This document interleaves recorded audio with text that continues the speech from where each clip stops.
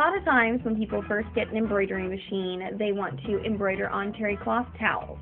They're a great gift for weddings, graduations, etc., but kind of a deceptively, kind of a complicated project.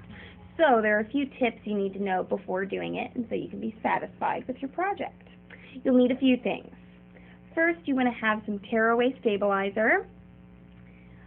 Also, you'll need some temporary adhesive spray. We like the MSA 1000.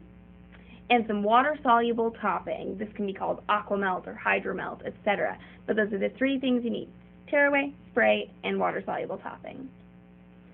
When you embroider on a terry cloth towel, it isn't necessary to hoop the towel, and in fact, it can be a little bit troublesome to do so. Terry cloth can be really thick, and you can risk stripping the screws on your embroidery hoop when you're hooping the stabilizer and the terry cloth together. So what we've done today is we've only hooped our tearaway stabilizer in the hoop here. Since I've only hooped my stabilizer, I can actually simplify the placement process of my embroidery. Okay, this side of the hoop has where I'll attach it to the machine, so I'm going to turn it this way.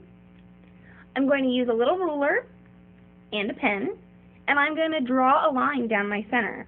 I mean, how much more simple can you get? You can't just draw a line on something you're going to be embroidering on most of the time. I just used a regular pen. Alright, and now I've got my center line.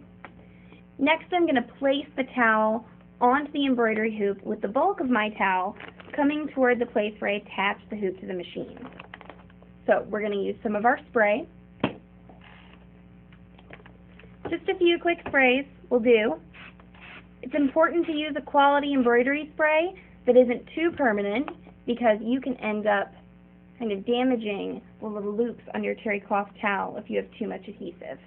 So I'll just fold this in half lengthwise, and this is a pretty precise way to do it, because you're getting the actual center point. And then I can lay my halfway point right along that line, smooth it down onto my sprayed stabilizer, and then just unfold. So this way I've kept the line in my area of visibility, and I should be perfectly centered. Next, you'll want to cut a piece of the water-soluble topping for the top of your towel. It doesn't have to be as large, so I've got a piece here that's going to cover my design. When placing a design on a towel, it's very important that you don't go too high. This is the most common sort of mistake that's made. You'll want to place your embroidery design either about a ½ inch up from the band or about an inch up from the bottom of the towel. So the first thing to stitch out is a basting stitch that I've added around the text on my towel. This will keep the water-soluble topping from getting caught under my needle. So use an automatic basting stitch function on your machine or add it into your embroidery software before stitching. If you don't add a basting stitch, you'll need to watch and make sure that the water-soluble topping doesn't get caught under the needle.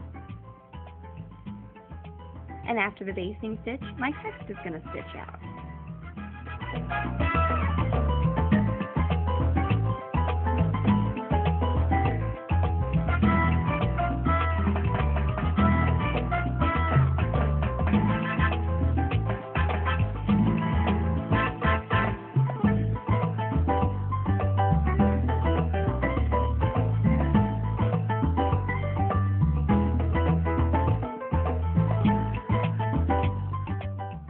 It's always easier to cut your jump threads while your project is still in the hoop, so clip away any extra threads. The topping is water soluble, but the machine has so perforated the stabilizer that most of it should just pull away easily, like so. Next, take your basting stitch out from underneath, clip the bobbin thread and pull it away in small sections.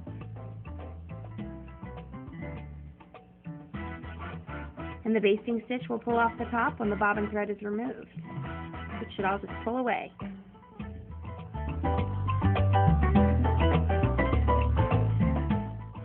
So I've embroidered out a little reminder to my guests, and it's important for you all to remember to use the correct materials when you're embroidering a terry cloth towel, or else you're not going to get such pretty results. So good luck!